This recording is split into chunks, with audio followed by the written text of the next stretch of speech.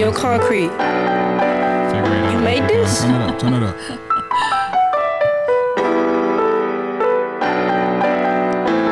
Yeah. So you're a big Kobe fan then, right? My mama. Are you a Laker fan or just I'm a diehard. She used to be a Warriors fan. Last time I checked, I grew up in the Bay. We just got destroyed. that's the whole Iona family. They all Laker fans. Yeah. All right, what's up, everybody? Welcome back to another episode of Prolific Roots. Once again, thank you guys for tuning in. And if you forgot my name, it's Monte, and I'm here with my host, Malosi. How's it going? What's up, everybody? Yeah, welcome. We have a very special guest with us today. Her name is Amber Johnson. Johnson. She's Sorry. married. I'm married now. Yeah. Yeah, I almost said her maiden name. I apologize to her husband. Maybe we'll edit that out. But yeah, very excited about her story. She's a good friend of Malosi's, and Malosi's shared her story with us, and we were definitely eager to get her on the show to share her story with you guys. And just at a high level, Losi, go ahead and break down what it is that Amber does now, and then we'll go and start from the beginning and lead you guys on the journey of what it took for her to get where she's at now. Yeah, definitely. Thank you, Monte, for opening us up there. I got you. Again, thank you, Amber, for being here with us. Thanks We for really do having me. appreciate you. Yeah. Just to kind of, before we let you introduce yourself, we just wanted to tell the people what we think about you. We, like Monte said, spoke highly of you. Have always thought very highly of you. And for those that do know Amber, she is a very successful young woman, very young too still, and very high within Wish her I was company. a little there. younger, but Don't we all? So, but yeah, so go ahead and just introduce yourself. Tell us a little bit about, what you do, who you are, and where you're at now. So cool. Right now, I'm a mother, first off, mother and wife. After that, what I do is I obsess over work. I'm a director of sales at an up-and-coming tech company here in the local area. We're in Utah right now, if you didn't know. Grew up in the Bay Area. We moved to Arizona when I was about 12 years old, and felt like we didn't really quite move there because we kept going back. But we moved to Arizona, and here we are. I've moved to Utah because I went to BYU. Got accepted to BYU. I was really surprised. I think it's because I was brown, and That definitely helps sometimes. I think that's why I got accepted. So I moved out at 18, and I've been here in Utah ever since. nice. So I know it's kind of a brief layover. I can get it as deep Yeah. as you guys want me to go, and yeah. Yeah. Perfect. Yeah. Thank you for sharing that. Yeah, it's not very often we hear of Polynesians in a position like that, being a director of sales, especially at a young age like that. And so we definitely want to get into what it took to get there. So why don't you go ahead and start us off with in your eyes, like where this journey begins, like what are like maybe some of the defining moments of your life. For sure. That's a deep question. Right. Defining moments. So like I said, we grew up in San Jose, on the east side of San Jose. I actually knew Ricky and his family, and growing up.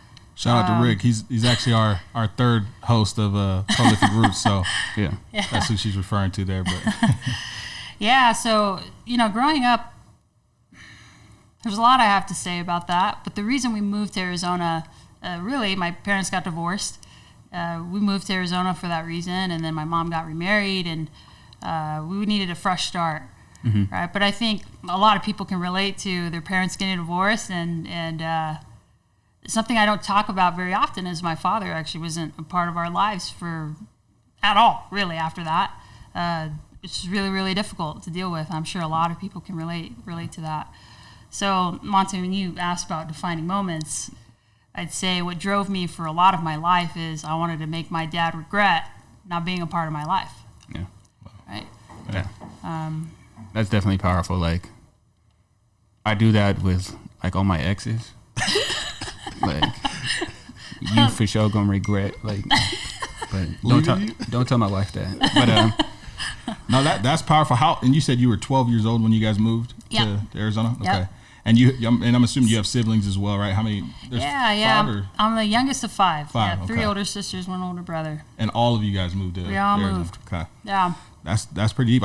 So kind of not a similar situation, but we moved to Arizona for when my grandfather passed. So we were in Bay Area as well, and we moved to Arizona. It seems like that's like a big thing. When I moved there, it was like, yeah, there's probably a new family from California moving here every year, and now everybody's moving to Utah. But It's cheaper too, right? yeah, definitely. Way cheaper. Yeah. So what was life like moving to Arizona?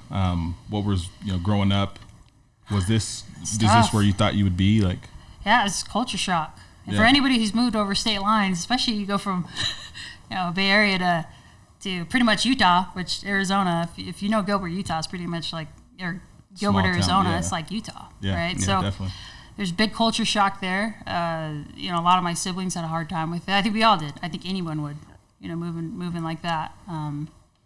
But I believe that challenge was an opportunity to understand how do you adapt. Right. Right? How do you adapt? You can't stay there miserable forever. Yeah. Yeah. And at a young age, you got to learn how to adapt. And even before that, I want to actually take it back. When we lived in San Jose, my siblings and we lived apart for a bit, and it grew. I grew a deep appreciation for my family, who supported us in that. And they always say, never forget where you come from, and that's why family's over everything. Right.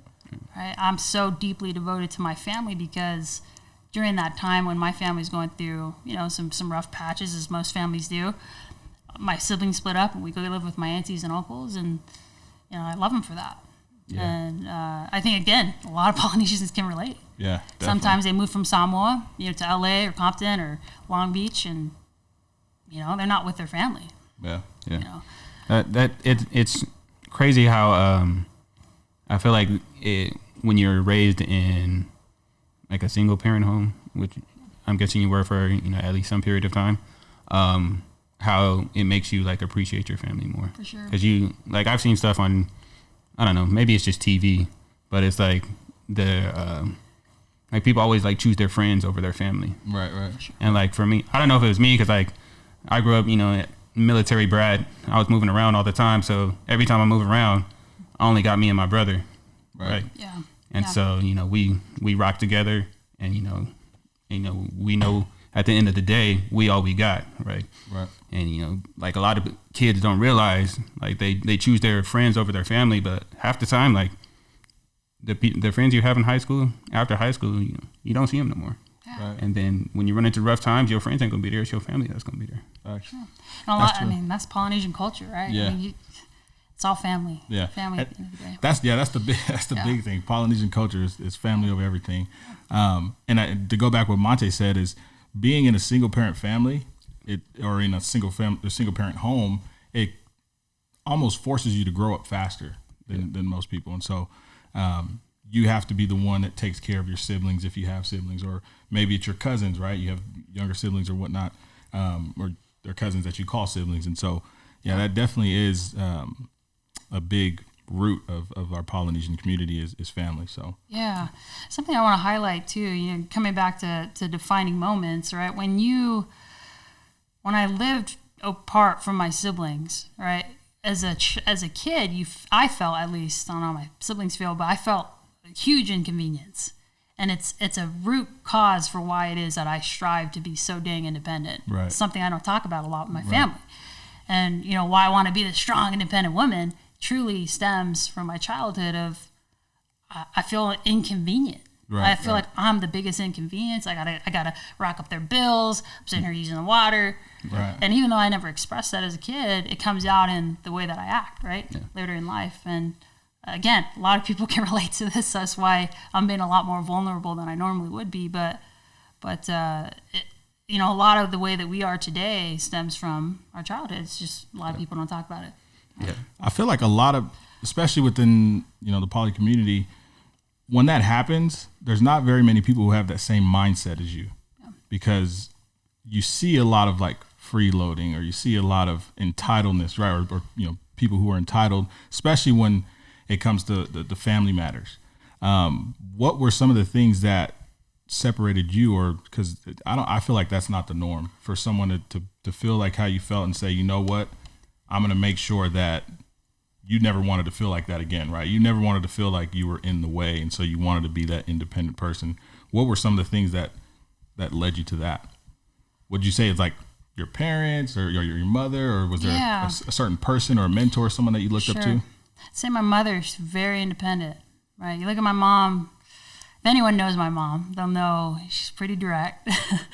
Right. She also, she's a hustler. She makes it work.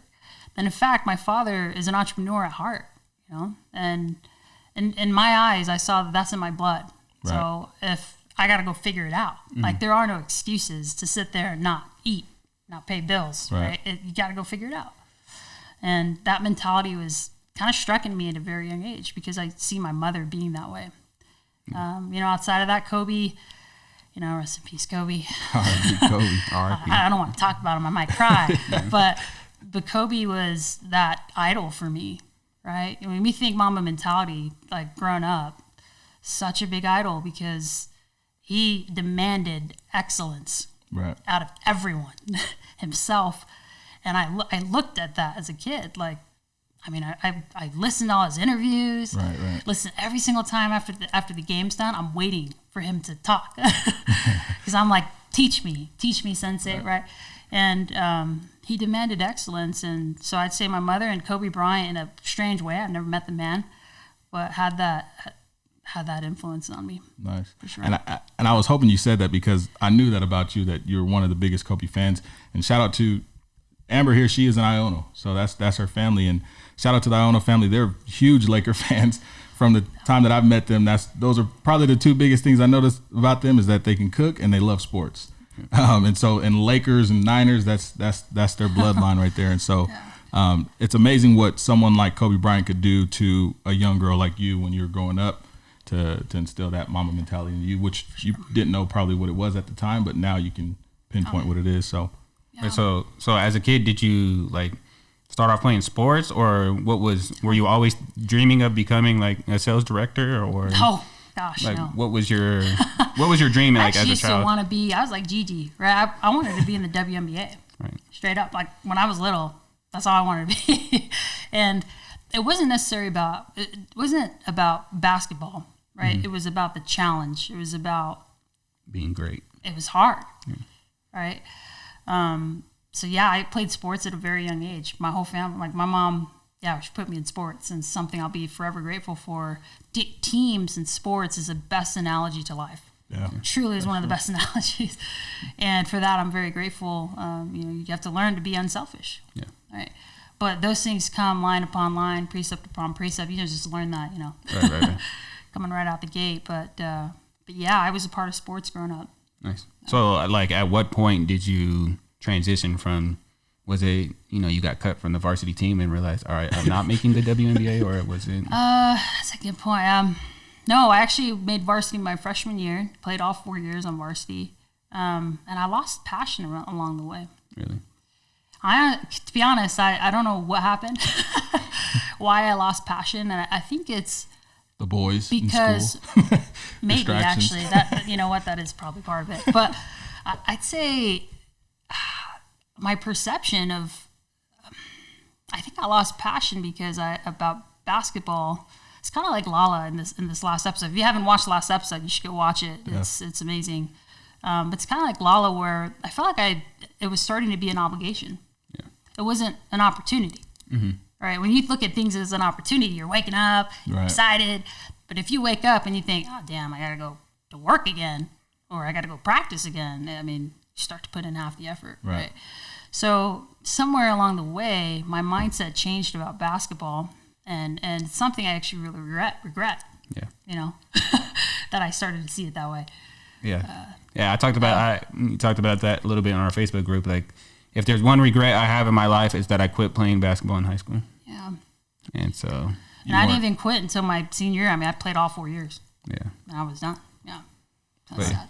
So, like, at that time, did you see, like, you had a passion that was growing for something else, or it just, like, were you like, man, I'm not feeling this anymore, but I don't know what I'm feeling? In high school, I was, in fact, all the way till I was a little girl. So to describe who I was as a little girl, I used to be in my room like a nerd. I would have this sheet of times tables, and then I would study it, and I'd want to memorize all of it.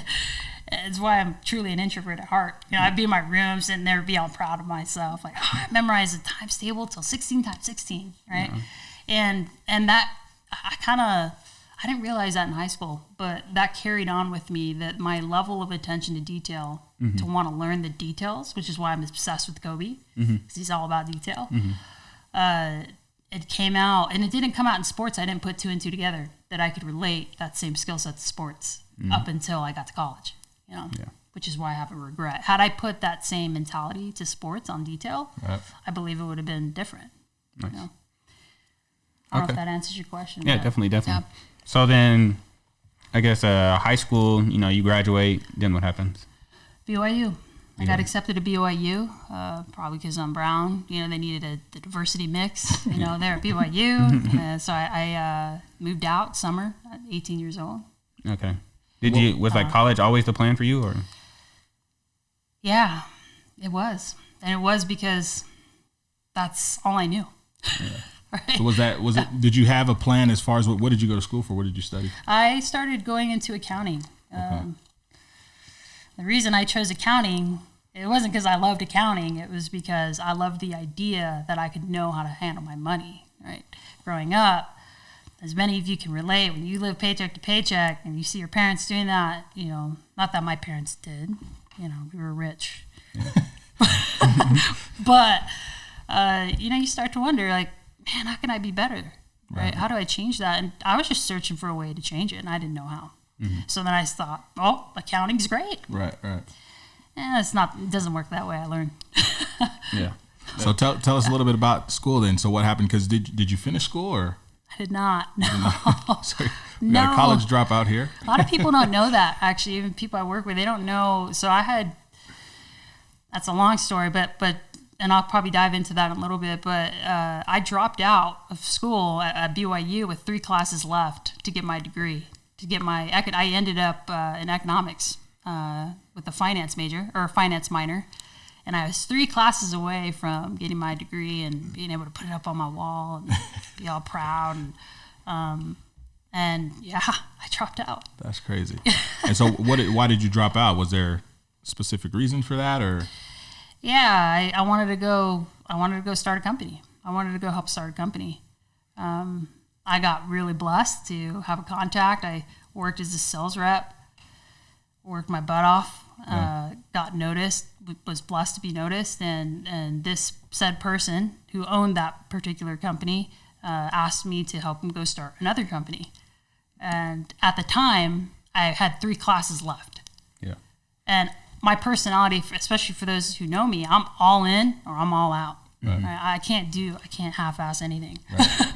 And so I remember I was sitting in an econ class. It was legal economics or something like that, law economics. I was sitting in there at 8 a.m. in the morning. And then I would go to work right after that and work a 12-hour day. And not because I had to. And it was doing sales? At the time, I was a director. Oh, okay. Sales. I was promoted to director. Okay. Right. So I was doing these things where I'd go to class and then I'd work 12 hours. I'd go to class, I'd work 12 hours. And I did that for about a month, my last semester. Right. I remember that day like it was yesterday. Mm-hmm. I remember I went to class 8 a.m. and I'm sitting there learning about the stupid model. Drawing it up on the board, right? Typical looking professor at BYU. And a student raised his hand and asked, "Does anyone use this model anymore?" And the professor goes, "No, but we got to learn it anyway." Yeah, that's cool for you. Yeah. And I remember thinking, what a waste of my time. Like, what the hell am I doing? Right. Why am I in this classroom? And I remember that was the moment that I realized I'm doing this just to go through the motions. Right. Like, why am I really doing this? And it was hard after that. I had to tell my mom. She wasn't very happy. She wasn't happy at all. Well, we'll go back. We'll get back to that. But I want to go back because to emphasize this point of how you were able to like get in good with this owner dude at the company, because one, like you mentioned earlier, you're an introvert, And for my eyes, introvert and salesperson don't really go together. Yeah. And so how you managed to pull that off, I think it would be interesting to hear that. Yeah. Well, door-to-door sales. So in college, my first job was in a bakery, $7.25 an hour. I was so happy. I was like, man, I'm going to make money. Right. And so at this bakery, I would go walk. It's a BYU bakery. So I'd have to walk because I had no car. It would take me 45 minutes to walk there in the morning at 4 a.m. And I refused to ask any of my friends for a ride because I was stubborn like that. And I'm like, no, I'm going to make it happen. So my first job was a bakery. And then I start to meet people at college who are making way more money than I am, doing this summer sales thing. And I'm like, whoa, what are you doing? They're like, oh, you should come to a little training. Seminar, training. Right? I'm like, okay. So I go, and they throw me in there to do a role play. I sucked so bad. I was so bad. I was moving my arms all over the place. And my confidence level was really low. Again, because I'm an introvert. I'm a customer service person. Yeah. So that was the beginning of it all. And the reason why I pushed myself to just go ahead and go out for a summer is because I believed if that person can do it, then so can I. I didn't know that for sure. It's a leap of faith. Right. So I went out, and truthfully, because I was making $7.25 an hour. And it wasn't about the money. It was about the challenge, right? You go to the bakery, you're doing the same dang stuff every day. It's so boring. Right? Do the mix, carry the bags, make the donuts. And I got so tired of it. And You're not so happy anymore about making donuts. No, I was eating them too. And I was gaining weight. I literally, I'd bring all donuts these donuts. Donuts will do that to you. Yeah, I kept taking cookies and I just felt like, man, I'm like becoming fatter and I'm also not challenging myself. And summer sales sounded like something that was just a huge challenge. Big, hairy, outside your comfort goal. zone. Yeah. Way outside my comfort zone. So I go and I sucked for my first week. 0 sales. That's crazy. I was so scared to knock, So anyway, Monte, coming back to your question of, how did I get there? Little by little, 1 inch at a time, over a whole dang summer. Nice. That is definitely interesting. Like, if you watched Lala's episode, he talked about when he first started tattooing, he sucked. Yeah. And it's just crazy to see that kind of thing, coming up again. Is like, maybe you start something and at the beginning you suck, but if you keep, persevering through, the challenges, then ultimately then you can become great. For sure. Yeah, on the doors, so the way that I learned to sell, because the following summer I co-team led. Like I actually did a team. I recruited a team. Nice. I helped to recruit one. And what got me there, coming back to your point, just like Lala, I studied the details. I would watch. So I worked at Altera, for those of you Aptiv now, and they had videos of reps, of the top reps selling. Right. And I would watch their every move. I would pick the person that I felt like I could be most like, in their intonation, their hand gestures, their smiles, their head nods, and I started to study every little detail. And I focused on it, and all I would focus on every day wasn't to get a sale. It was do good in my head nods. I want to control that, right? Like when I go on my illustrators, I want to go really slow, and I wanted to be in control over all of it. And again, the inches we need, they're everywhere around us. We just got to focus on them. Right. So over a summer's time, when you can imagine you get 1% better every day. Mm-hmm. Yep. Well, a whole summer later, you're better. Yep. For sure. Taking those reps. That's important. Attention to detail it's crazy, right? Like you think of pretty much anything, any profession, it can be a sport, an art, those attention to details can make the biggest picture. I want to relate to art because you ever see those art pictures where it's like, oh, it's Kobe's face, and then you zoom in and it's a bunch of pictures of little pictures of Kobe, and you're like, how did they, like those little details? Yeah. How does someone in their mind think of that, and then they're able to create something so big? And that's essentially what you were doing with the summer sales. Is each day you were doing little pictures, 1% every day. If I can get better 1% every day by the end of the summer, 90 days, I'm 90% better than I was when I started. Sure. So that's huge. Yeah, major. And so, Okay, so back to where we were. So now is this the same company with the owner that you were cool with? No, this is right after, because you were asking earlier, like, how did I come to get noticed, right? Yeah, right. And that had to happen before I knew how to do that, right? Because after summer sales, what I took from that is the level of attention to detail and how truly impactful it could be. So then I go work for this company with this said CEO that we're talking about, and I knew I took that same principle to understand in my sales role how I would do. I broke everything down, right? And again, I focused on being great in my own role. I wasn't trying to chase after titles. I wasn't, I want to be in that position. I want to be a manager, a leader, which all of us do it sometimes. But I didn't, I felt very confident that just like in the doors, if I could do my job great and be great at it and annihilate essentially and be the greatest, then doors will open. Yeah. And I had to trust that. Okay. So then, it definitely opened. Yeah. So you're killing it at this company, and like this is a marketing agency, company that we were working at. Yeah. So at this time, is school like because you had mentioned earlier, like your drive to like be in school, like at some point you realized school wasn't really for you. Like, is this at the same time you're starting to master sales and realize like, man, maybe I should just do this instead? And yeah, I think the realization came from I'm a hands-on learner. Yeah, that's what the doors taught me. That's what being in sales taught me. Is I'm not everyone learns differently, right? And I can learn. I could be a book learner.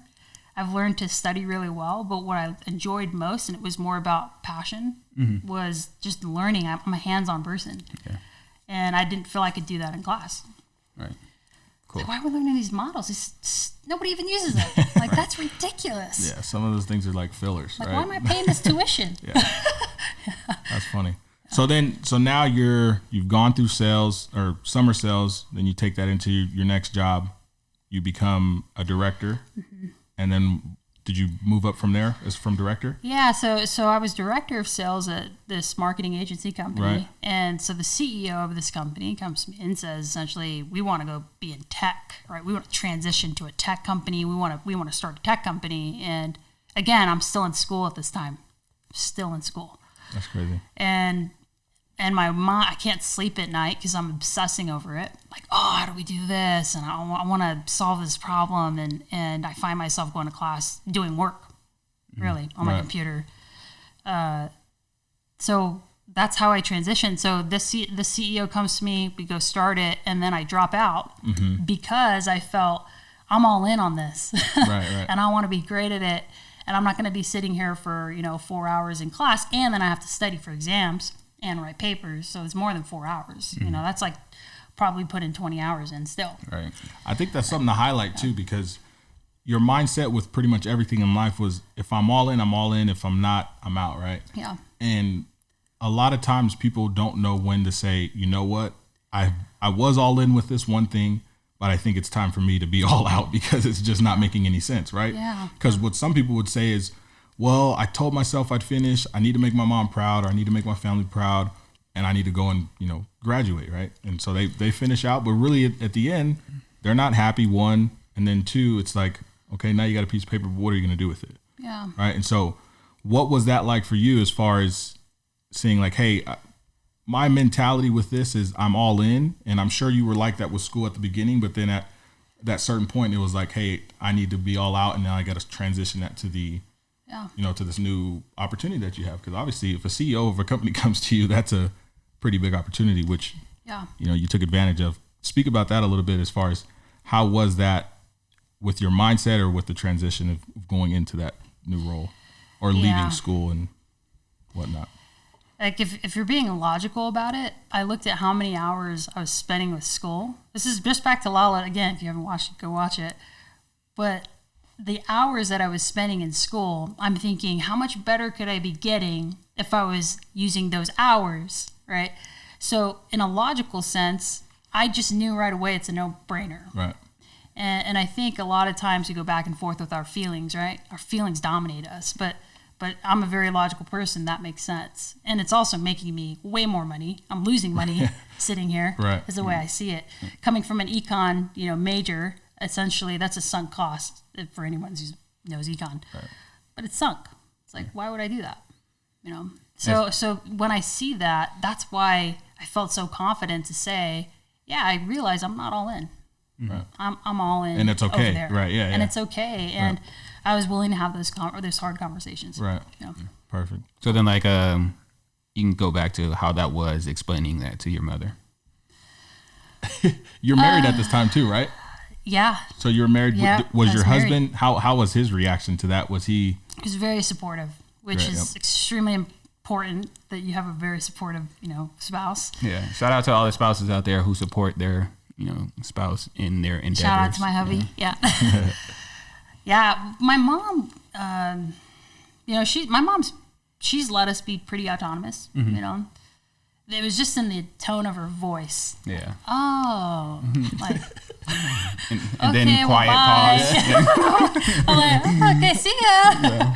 So it wasn't necessarily this hard back and forth conversation. It was in the tone, in the intonation of her voice. I knew she was disappointed. Now, whether she's going to admit that or not now, because, Right. Yeah. you know, they live with us Right. now. Life's good, right? Life's good. But but I do remember calling my in-laws, you know, and telling them that with my husband. And because I'm not as close with them, I felt like they would perceive that to be a failure. Like, you just married someone who wants to go chase their dreams, and it's probably dumb. Yeah. And not that they said that, but that's the story I was telling in my head. Yeah. Right. It was harder to tell my in-laws than it was my mom. How did they react to it? Did they react the way you thought they would, or? No, I mean, you know, they said okay. And again, I think it's because I was telling the story in my head, which oftentimes we do. It's a bigger deal than we think it is. Right. It's not as big a deal. No, they expressed support. Yeah. But in the back of my mind, you know, my perception was, man, they probably think I'm stupid. Yeah, I have 3 right. classes left. Yeah. Like, that's what made it harder, is there was 3 classes. Like, if it was 2 Literally semesters, 3. it'd be like, okay. But 3 classes, it's like, really? Yeah. You know, you can finish, yeah. Yeah, that's funny because, like, the reason I wanted to harp on that is I had seen this interview with Kevin Gates. He's talking about, like, a lot of the times your family is, like, the main one that don't believe in your dreams. Like, one of the bravest things, he said, one of the bravest things you can do is believe in yourself. Yeah. And, like, if you let your family, the ones closest to you, get to you, you could end up missing out on the dream that you're supposed to chase. So, and even playing off of that, like when I was doing door knocking, right after that, I actually did an MLM, like in between, like really? throughout. Yeah, I was part of an MLM. And I remember, like a scammer. I don't think it was a scam. I really hope it wasn't. But, Those are big out here in Utah, so. So I remember my brother and I were playing Monopoly. And my family, we love Monopoly. We're playing Monopoly, and it's getting heated because we always get heated. And I remember my brother said, as we were getting heated, like, at least have a real job or something like that, right? And it pissed me off. You got personal. And he doesn't know this, so if he's watching, it's okay. But it pissed me off, and I didn't say much. Oh, actually, I did say a smart remark, but anyway, I held on to that. And that's sometimes a weakness, right? It's like, that's going to fuel me. Like, I'm going to prove you wrong. Yeah. Right? And in a way, it could be good, but sometimes to the extent that it's not that sustainable. Right. So, Yeah, just like with my at some dad. point you have to do what you do just because it makes you happy, not to be proving other people wrong. But Yeah. And I call myself out on that. I think I didn't recognize that. In retrospect, I realized, like, man, I did some things really out of insecurity. It wasn't because I'm like this confident, and that's how people could perceive me. Like, I'm just confident, but in reality, it was insecurity to prove myself. To one, that I'm not an inconvenience. 2, my dad should have been a part of my life. yeah, And he's going to regret it. And then 3, that little dumb comment, which isn't really on the same level, but little things like that, like, oh, go get a real job, right? Right. Like, it pissed me off. And now I relate to that to so many people who won't talk about that, right? Because in Polynesian culture, you don't talk about feelings, really. Like, tough it out. 100%. Yeah, 100. We're not talking about that. We're just going to joke My around. mother is a great example. That's a big topic, and we probably won't dive too much into it. But that's a big thing. A lot of people mask their feelings or, their emotions and whatnot, which should be, revealed. I mean, that can help. That helps when someone tells you how they feel and you're able to relate to them.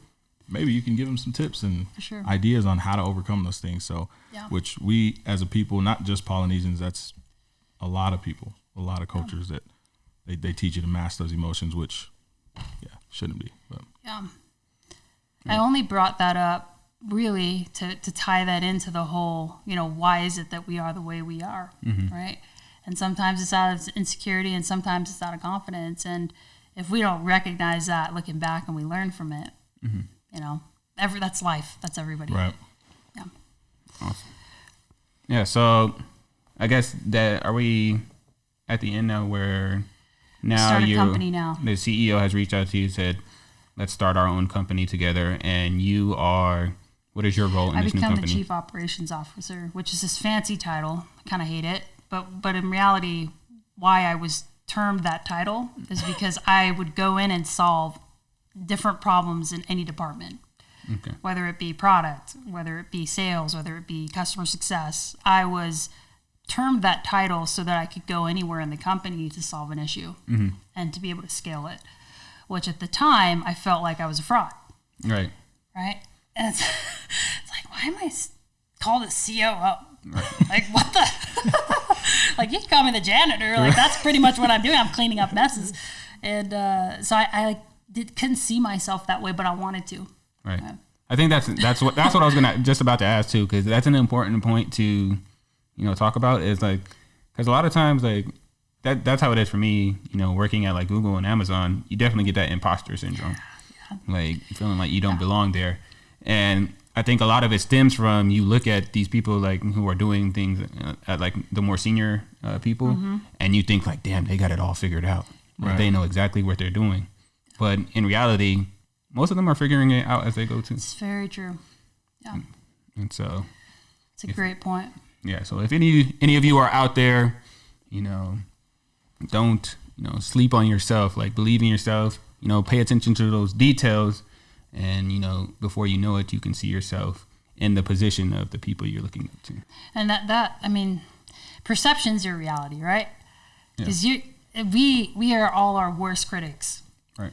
So, I mean, it's funny because 2 years later into this company that we started, we brought on 3 executives who were all senior at a 700 employee company. Mm-hmm.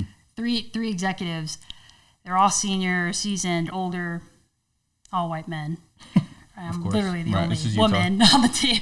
But it's again, they don't see you that way oftentimes. But we tell ourselves that they do. Yeah.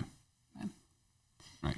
And so now you're the COO, and how long are you at this company? Because this company gets bought out almost eventually. Almost 5 years. From inception to sale, we ended up selling 5 years. Nice. And it was a crazy ride. Okay. So the company sold, and then did you jump over to that company that bought you guys out, or did you sold to? The reason why I chose not to, I'm all about, I think all of us are to some extent, values. Right. I want to know whoever's buying us, what are your company values, right? And if that didn't strike with me, then I wasn't going to go over. I don't care how big they are. So therefore, I'm not there. Okay. Yeah. So now you're on at a different company as the director of the sales team there. Yeah. What was that like? Because obviously that's still a big role. Did you network with people to get into that job? Did you just apply, or how was that process? That's a great question. I forgot about how I got there. So one of the employees that I was coaching up at my other company, I was coaching him up to be in a director role. So then I'm going to name them. That's cool. Divvy. I work at Divvy. Divvy actually tries to poach him. Oh. So he goes in and he's very transparent with me. He says, hey, they're trying to poach me. I'm going to go interview. I'm like, no problem. So he goes and interviews, and then I get a call from the VP of sales. And I'm like, what's going on? And I pick up the phone, and he's like, hey, we were interviewing for your guy, but then he brought up how awesome you are. And I'm not, this sounds so arrogant, but he's like, yeah, then he brought up that you're actually the person we should be interviewing and all this. And it shocked me, right? I'm like, what the heck would he do that for? Right. Why does he just interview, So that's actually how it started. So for 10 months, they were trying to poach me from my company, and I just kept saying no until it was the right time. Wait, who is this guy that you're? This is the owner of the. Who's the guy you're talking about that was interviewing? One of the people I was coaching up. He's not the CEO. I was coaching him into a director role. As a COO, my job was to make sure that we put the right people in the right seats. Right. So I was coaching him for a good 2 years. Nice. To be able to be competent enough to sit in that role to head up a team.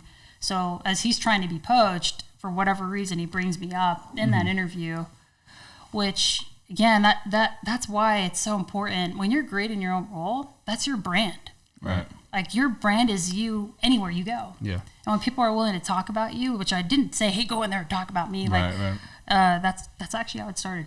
Yeah, that's what I wanted to harp on is like when you really doing your thing out there, your reputation precedes you, and like your name will get out there, and opportunities will come to you. Yeah. Nice. Okay, so in wrapping up a little bit, one thing we always like to do is to go back and kind of revisit things, like knowing where you are now, because like a lot of times people see successful people and they don't really know about the challenges they had to overcome. So maybe you could touch on a little bit of some of the challenges that you had to overcome during your journey that you truly appreciate now that you've made it to the other side. Sure. Being broke in college, right? And living paycheck to paycheck even prior to that. Man, we have it good now. We're really blessed, and I don't forget. There isn't a day that goes by that I don't appreciate it because of where I was in college. Now, to paint the story there, I used to go and donate plasma twice a week just so that I could pay for my groceries. Right? And sometimes I go negative, and then I get the stupid fee, $36. By the way, I still remember. And I'm like, dang it. I gotta donate again. But I remember it would be to the extent that I was willing to do whatever it took, right? But I was also broke, and things aren't always, rainbows and butterflies. Like, it doesn't just happen overnight.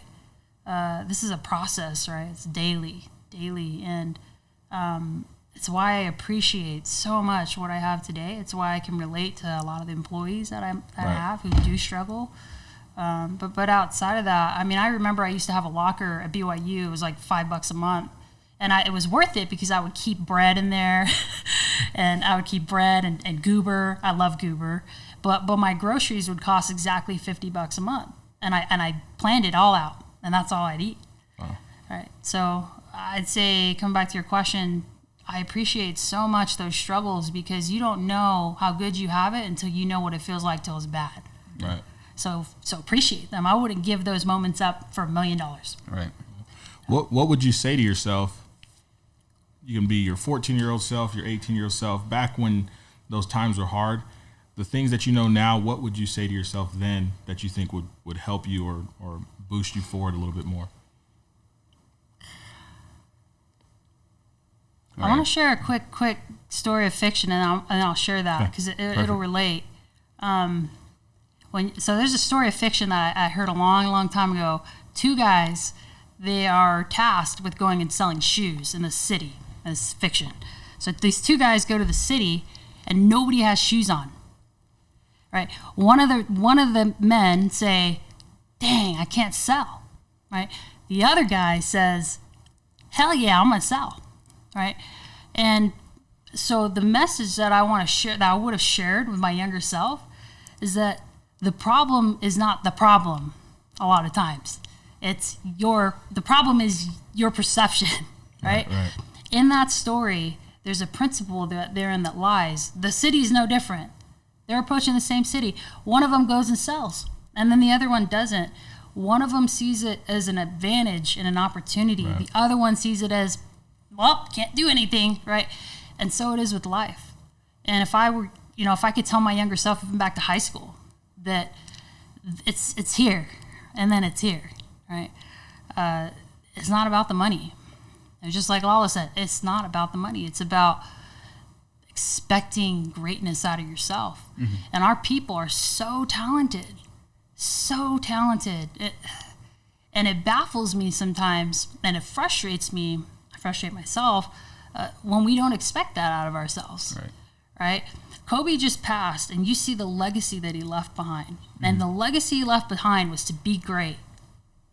male, female, white, black, brown, yellow. Like, you can be great. And our people have these natural abilities and gifts, whether it be athletic, right? It could be you're just naturally smart. You can sing, right? But our people, I believe, in a lot of ways, growing up in the Bay Area and then in Arizona, being in a heavily populated, Samoan culture, I'm full Samoan, you see people not giving themselves the benefit of the doubt. Mm-hmm. And I believe that stems from they don't expect enough out of themselves. Like, hold yourself to a higher standard. And it's because the way you perceive yourself. Right. Like, the problem's not, damn, I got an 8 to 5, I'm never going to go anywhere. The problem is the way you see that. Right? So that's the message I want to share. Yeah, that's definitely, resonates with me, because that was a big motivation for me with starting the podcast, right? Yeah. Because, like, I don't think a lot of people really understand that it all starts here. Like, in whatever situation you in that you want to get out of, it all starts here, because you got to win in here first before you can win, like, in real life. And so that's why I love, like, being able to talk to people and hear their stories, because, we're telling this story about how you became a director of sales, but this ain't really a story of how to become a director of sales. This is a story of how to, chase your dream, and how to, make a goal and reach it, how to, pay attention to details and build yourself up little by little, and how to be your best self. Right. And so these are the kind of things that, I want to be able to share with our people, and, like, being able to hear from our own people, like, and it's definitely very powerful. And so what would you say some of your passions are in life? And the only reason why I asked that, you could think about it, because the only reason why I asked that is because I know the answer right away.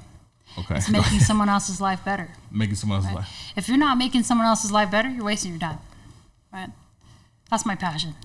Now, whatever medium you use to do that, great. You could, be a tattoo artist. Think about how Lala talked about making people happy, right? If you're not making someone else's life better, you are wasting your time. And that's my passion. My passion is not money. It's not a nice house. It's not a nice car, right? It's what it takes to get that process you fall in love with daily, is because throughout that journey, you have to meet people. You can't do it on your own. Eventually, at some point in time, you will realize none of us can do it on our own. Right. Awesome. Um, Thank you for that. Yeah. And the only reason why I asked that is because one of the good podcasts that I watch a lot, and he talks about just sharpening your skills, right? And so a lot of times people won't be able to pursue their passions and make an income off of it or whatnot. And so the other thing you can do is make sure you sharpen your skills. And I feel like for you, paying attention to details was your skill, and that has helped you to get to where you are today. Yeah. But in return, your passion of helping others also played a role in that as well. And so it made that great, perfect medium there. But yeah, thank you so much, Amber, for being on our show today. We really appreciate that. Love what you guys are doing. Thank you so much. Awesome. Yeah, we really appreciate it. Is there, how can people, like, reach out to you? Maybe they want to. Yeah, if you want to help, they got to be able to reach you. Yeah, man. Yeah, I know. In fact, you can find me on LinkedIn. I would love, if you're looking for career opportunities, especially here in Utah, I have a pretty big network. So if you're looking to be in the tech space, you can hit me up on LinkedIn. You can find me on Amber Johnson or Amber Iono Johnson. You can find me there. I can't remember I don't go on Instagram a lot. Let me find. My Instagram handle is Amber Iono Johnson. Okay. So you hit me up on those two. Seriously, my goal this year is to be more involved in the Polynesian community with helping, we need more heroes, right? Yeah, brown definitely. Ones. Like, we got white ones, black ones. Moana's the first. Right. Don't forget The Rock. Yeah. Oh, The Rock. He'll be here eventually. Yeah. He don't know it yet, but he'll be here. Again, viewers, thank you so much for tuning in. Any feedback that you have, any suggestions of who we should bring on the show, please leave a comment. DM us, whatever your preference is on how to contact us. If you haven't already, please like, share, subscribe to our YouTube video, and like we always say, find ways to be prolific. Yo, Concrete.